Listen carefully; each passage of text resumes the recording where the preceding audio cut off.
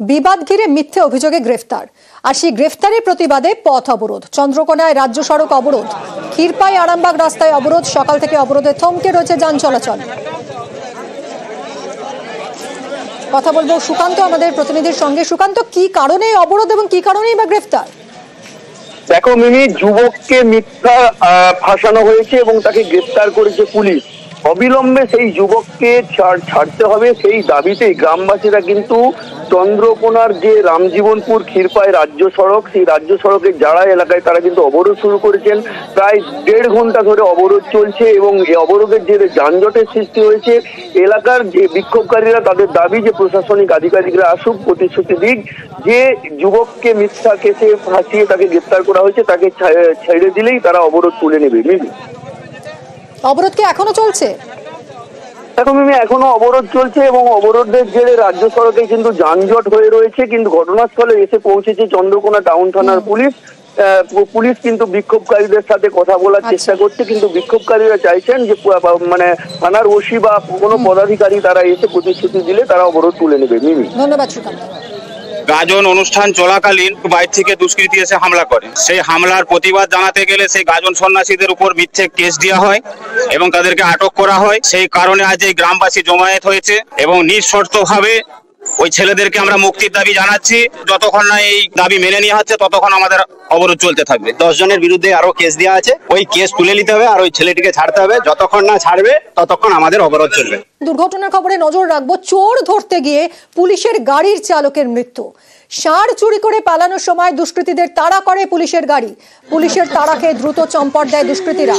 দুষ্কৃতীদের গাড়ির সঙ্গেই পুলিশের গাড়ির ধাক্কা লাগে। কথা বলবো সুজিত আমাদের প্রতিনিধির সঙ্গে। সুজিত, অত্যন্ত মর্মান্তিক এই ঘটনা, দুষ্কৃতীদের চেজ করতে গিয়ে এই ঘটনা ঘটলো, কি হয়েছিল? নন্দীগ্রামের রেয়াপাড়ার ঘটনা, এবং যেখানে প্রায়ই খবর আসছিল যে ষাঁড় চুরি হচ্ছে এবং বাইরে থাকা গরু বা পশুদের চুরি করে নিয়ে পালাচ্ছে দুষ্কৃতীরা। এই খবর থাকার ফলেই কিন্তু টহল বাড়ানো হয়েছিল পুলিশের তরফে, এবং সেই টহলদারি পুলিশ কর্মীরা যখন আজকে ভোরে নন্দীগ্রামের রেয়াপাড়ায় দেখতে পায় একদল দুষ্কৃতী, 10 জনের মতো তারা ছিল, গাড়িতে ষাঁড় নিয়ে পালানোর চেষ্টা করছে, তখনই কিন্তু তারা বাধা দিতে চায়।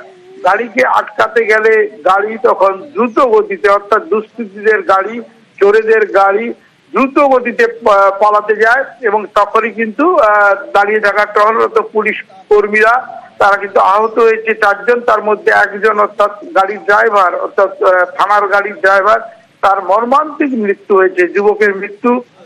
এবং আরো এটা পুরো সিনেমার দৃশ্য সুজিত। তারপর শেষ পর্যন্ত কি দুষ্কৃতীরা ধরা পড়লো?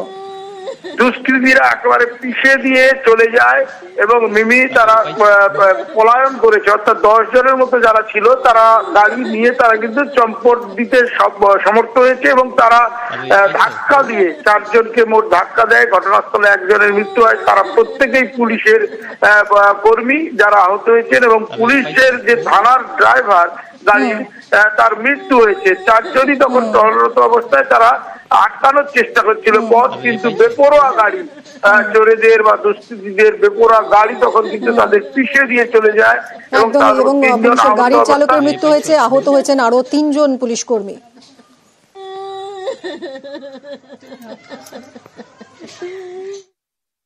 গতকালের পর আজ ফের রেল অবরোধ। শিয়ালদা দক্ষিণ শাখায় যাত্রী বিক্ষোভ, উত্তর রাধানগর স্টেশনে রেল অবরোধ।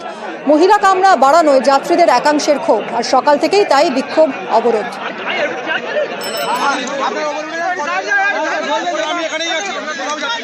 গতকালও রেল অবরোধ হয় শিয়ালদা দক্ষিণ শাখায় এবং আজ আবারও অফিস টাইমে রেল অবরোধ। শিয়ালদা দক্ষিণ শাখায় যাত্রী বিক্ষোভ। আনিস আমাদের প্রতিনিধির সঙ্গে কথা বলবো। আনিস, এখনো কি বিক্ষোভ চলছে এবং কি কি দাবি জানাচ্ছেন এই বিক্ষোভকারী যাত্রীরা? দেখো, এখনো পর্যন্ত প্রায় 3 ঘন্টা অতিক্রান্ত হতে চললো, ট্রেন অবরোধ চলছে এবং বিক্ষোভ চলছে। মূলত যেটা বিক্ষোভকারীদের দাবি যে দক্ষিণ 24 পরগনার যে শিয়ালদহ দক্ষিণ শাখা রয়েছে, সেই শিয়ালদহ দক্ষিণ শাখার একাধিক লাইন এবং ডায়মন্ড হারবার লাইনে যে ট্রেনের চলাচল করে, সেই ট্রেনের কামরাতে মহিলা কামরার সংখ্যা বাড়ানো হয়েছে, ফলে যে জেনারেল কামরা তার সংখ্যাটা কমেছে এবং চলাচল করে তা নিয়েই কিন্তু যে নিত্যযাত্রীদের বিক্ষোভ, তাদের বক্তব্য যে ট্রেনের মহিলা কামরার সংখ্যা বাড়লেও যাতে জেনারেল কামরার সংখ্যাটা একই থাকে তারই দাবি যেমন করা হচ্ছে, তার পাশাপাশি যে সময় মতো অর্থাৎ ট্রেনের সংখ্যাটা যাতে বাড়ানো হয় তারও দাবি জানানো হচ্ছে। এবং গতকালের পর আজ সকাল থেকেও একইভাবেই যে যারা নিত্যযাত্রীরা রয়েছেন তারা কিন্তু এই বিক্ষোভে সামিল হয়েছেন। ফলে বিভিন্ন রেল স্টেশনে কিন্তু দাঁড়িয়ে রয়েছে রেল, এবং সাধারণ যারা যাত্রী রয়েছে যারা অফিসের উদ্দেশ্যে বিভিন্ন কাজে বেরিয়েছে তারা কিন্তু আটকে পড়েছে। এবং রেল পুলিশ এবং জিআরপি পুলিশ ঘটনাস্থলে পৌঁছেছে এবং রেলের পক্ষ থেকে জানানো হয়েছে যে বিক্ষোভকারীদের সাথে কথা চলছে, খুব তাড়াতাড়ি খুব শীঘ্রই এই রেল অবরোধ তুলে দেওয়া হবে। ধন্যবাদ আনিস। আমরা যাবো কোথায়? লেডিস বাড়াক না, ট্রেন বাড়াক, লেডিস বাড়াক, সোনারপুরে ধরে ফাইন করছে, শিয়ালদাতে উঠতে দিচ্ছে না, আমরা ট্রেনে উঠতেই পারছি না। আমাদের বগি বাড়াক, লেডিস করুক, আমাদের বগি আমাদের জেনারেল যেমন আছে তেমন থাক, লেডিস বাড়াক, এক্সট্রা ট্রেন লেডিস বোঝার লোক নেই, ওটার লোক নেই, লেডিস ভাঙা যাচ্ছে, আমরা যাবো কোথায়? লেডিস বগি একটা বাড়িয়েছে ভেন্ডারের পাশে, যার জন্য এই বিক্ষোভটা হচ্ছে।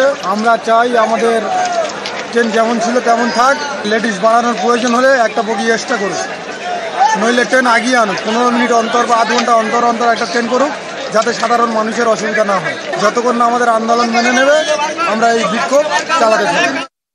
हमने जो 9 की जगह 12 किए, तो फीमेल के साथ साथ हमने मेल के भी 2.5 डिब्बे बढ़ाए हैं। तो ऐसा नहीं है कि हमने किसी पर्टिकुलर वर्ग का या पर्टिकुलर क्लास का कोई पोर्शन निकाल करके या काट करके उनको दिया गया है। हमने सारे पैसेंजर्स को ध्यान में रखते हुए, क्योंकि सबर्बन में धीरे धीरे जैसे जैसे हम लोग फील कर रहे हैं कि फीमेल का पैसेंजर है उसका day by day number of बढ़ता जा रहा है, तो उनको सेफ और सिक्योर के लिए हमने ये कदम उठाए। एजिटेशन हुआ है पब्लिक को, फीमेल वर्ग है उसको ध्यान में रख के ही एक अच्छा कदम रेलवे ने उठाया। ওয়াকফ বিরোধিতায় অশান্তিতে উদ্বিগ্ন সুপ্রিম কোর্ট। অশান্তিতে উদ্বিগ্ন প্রধান বিচারপতি সঞ্জীব খান্না। বিচারাধীন মামলা নিয়ে অশান্তি বাঞ্ছনীয় নয়, ওয়াকফ শুনানি পর্বে উদ্বেগ প্রকাশ করেছেন প্রধান বিচারপতি। কথা বলবো, নয়াদিল্লি থেকে রয়েছেন আমার সহকর্মী মৈত্রী। মৈত্রী, আজ তো ফের ওয়াকফ মামলা শুনানি রয়েছে, গতকাল কি কি পর্যবেক্ষণ ছিল সুপ্রিম কোর্টে? একেবারে দেখো, গতকাল প্রায় 2 ঘন্টারও উপরে বেশি সময় ধরে এই মামলায় বিভিন্ন যারা আবেদনকারী ছিলেন তাদের বক্তব্য শোনে প্রধান বিচারপতির বেঞ্চ। প্রধান বিচারপতি সঞ্জীব খান্না ছাড়াও বেঞ্চে উপস্থিত ছিলেন বিচারপতি সঞ্জয় কুমার, বিচারপতি কেবি বিশ্বনাথন। দীর্ঘ শুনানির পর সুপ্রিম কোর্টের তরফ থেকে একটি অন্তর্বর্তীকালীন আদেশ দেওয়ার প্রস্তাব দেওয়া হয়, কিন্তু পিটিশনের আবেদনকারী যারা ছিলেন তাদের তরফ থেকে অনুরোধ করা হয়েছিল যে আজকে তারা আরো কিছু বিষয় তারা তুলে ধরতে চান, সেই বিষয়ে কথা বলার জন্য। এবং সেই সময় কিন্তু সুপ্রিম কোর্টের তরফ থেকে ওয়াকফ শুনানি পর্ব চলাকালীন যে হিংসার বিষয়টি নিয়ে উদ্বেগ প্রকাশ করা হয়। প্রধান বিচারপতি উদ্বেগ প্রকাশ করেন, প্রধান বিচারপতি সঞ্জীব খান্না তিনি তার পর্যবেক্ষণে জানান যে বিষয়টি যখন বিচারাধীন রয়েছেন তখন হিংসার ঘটনা বাঞ্ছনীয় নয়, এবং এই ঘটনাকে উদ্বেগজনক বা ডিস্টার্বিং বলেও মন্তব্য করেন বিচারপতি। ফলে সেই হিংসার ঘটনারও কিন্তু গতকাল উল্লেখ হয়েছিল। ফলে আজকে মূলত পিটিশনারদের তরফ থেকে আর নতুন কি ধরনের কি আর্গুমেন্ট রাখা হয় সেটাই দেখার, এবং এর পাশাপাশি আরো একটি জিনিস দেখার যে কেন্দ্রের তরফ থেকেই বা তারা কি বলছেন, এবং অন্তর্বর্তীকালীন নির্দেশ আজ আসার একটি সম্ভাবনা রয়েছে। সেক্ষেত্রে গতকাল যে 3টি অন্তর্বর্তীকালীন আদেশের ইঙ্গিত দিয়েছিলেন প্রধান বিচারপতি, সেইগুলি স্থায়ী থাকে কিনা সেটাও কিন্তু আজ স্পষ্ট হয়ে যাবে শুনানির পর। ধন্যবাদ মৈত্রী। ধুলিয়ানে অশান্তির জের, ব্যাহত পড়াশোনা, বন্ধ স্কুল, বন্ধ পরীক্ষা, পড়াশোনার সব সামগ্রী আগুনে পুড়ে ছাই, স্কুলের পোশাক, বই, ব্যাগ পুড়িয়ে দেওয়া হয়েছে। ধুলিয়ানের 2টো বড় স্কুলে পুলিশ এবং কেন্দ্রীয় বাহিনীর ক্যাম্প বসানো হয়েছে। সিলেবাস শেষ করানো নিয়ে চিন্তায় শিক্ষকরা।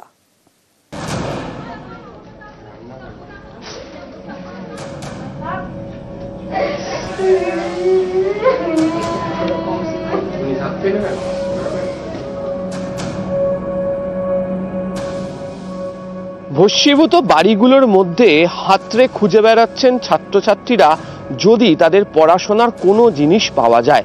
এখানে অবশ্য খুঁজে পাওয়া যেতে পারে, সেটা হচ্ছে 2 দিন আগেই শেষবারের জন্য যে পরীক্ষা ছাত্রছাত্রীরা দিয়ে এসেছিলেন দিঘরি হাই স্কুলের ভূগোলের প্রশ্নপত্রের পোড়া অংশটি। স্কুলে নিয়ে যাওয়ার, পরীক্ষা দিতে যাওয়ার জন্য যে বোর্ড, তাতে সেভাবেই আটকে রয়েছে, আর বাকিটা পুড়ে গিয়েছে। ছড়িয়ে ছিটিয়ে গোটা গ্রামের একাধিক বাড়িতে রয়েছে হচ্ছে স্কুলের পোড়া পোশাক, স্কুলের থেকে দেওয়া যে ব্যাগ তার পোড়া অংশ, সবই পুড়ে গেছে। এবার মাধ্যমিক পরীক্ষা দিলাম, মাধ্যমিক পরীক্ষা কোনো কাগজপত্র কিছুই নেই। এবার 11 ভর্তি হবো, সেরকম কিছু জিনিস নেই। বাড়িতে বইপত্র, ব্যাগ ট্যাগ সব কিছু ছিল, সব কিছু পুড়ে গেছে। কোনো ডকুমেন্টস বলতে ছেলে মেয়ের বই, খাতা, নথিপত্র, জন্ম সার্টিফিকেট, আধার সার্টিফিকেট কিছুই নাই, সবই পুরে ছাই হয়ে গেছে।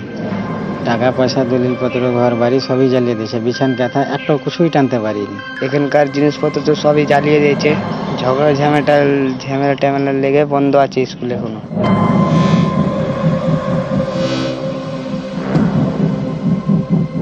সিলেবাস কী করে শেষ করবো? ক্লাস 11-12 নতুন সিলেবাস, ফার্স্ট সামেটিভ যে পরীক্ষা ছিল সেটাও ইনকমপ্লিট অবস্থায় বন্ধ হয়ে রয়েছে। আমরা শিক্ষক মশাইরা আমরাও বুঝতে পারছি না যে ঠিক আমরা কিভাবে এগোবো, কী করবো। ছাত্রছাত্রীরা তো ভয় আসতে পারছে না, চারিদিকে আতঙ্ক। পরীক্ষা তো আমাদের চলছিলই, ফার্স্ট ইউনিট টেস্ট চলছিলই, অর্ধেক হয়েছে অর্ধেক হয়নি। শিক্ষক মশাইরা স্কুলে আসছেন, তারাও বুঝতে পারছেন যে মাঝপথে এভাবে স্কুল বন্ধ থাকলে সিলেবাস শেষ করা মুশকিল হয়ে যাবে। তারা অবশ্য বেশি অবাক হচ্ছেন স্কুলে এসে যখন দেখছেন গোটা স্কুল চত্বর জুড়ে পুলিশ, কোথাও কেন্দ্রীয় বাহিনী, কোথাও হচ্ছে রাজ্য পুলিশ, তারা রয়ে গিয়েছে। ফলে এই ক্লাসঘরগুলিতে কবে ক্লাস শুরু করতে পারা যাবে তা নিয়ে তারা নিজেরাও চিন্তায়। এছাড়া একাধিক ছাত্রছাত্রী যেহেতু বইপত্র, স্কুলের ব্যাগ, পোশাক সমস্ত কিছু পড়ে গিয়েছে, ফলে সব মিলিয়ে সিলেবাস শেষের পাশাপাশি স্বাভাবিকভাবে স্কুলগুলিতে পঠন পাঠন কবে থেকে শুরু হবে তা নিয়ে চিন্তায় ধুলিয়ান। ক্যামেরা অসিত দাসের সাথে আবির ঘোষাল, নিউজ 18 বাংলা, ধুলিয়ান।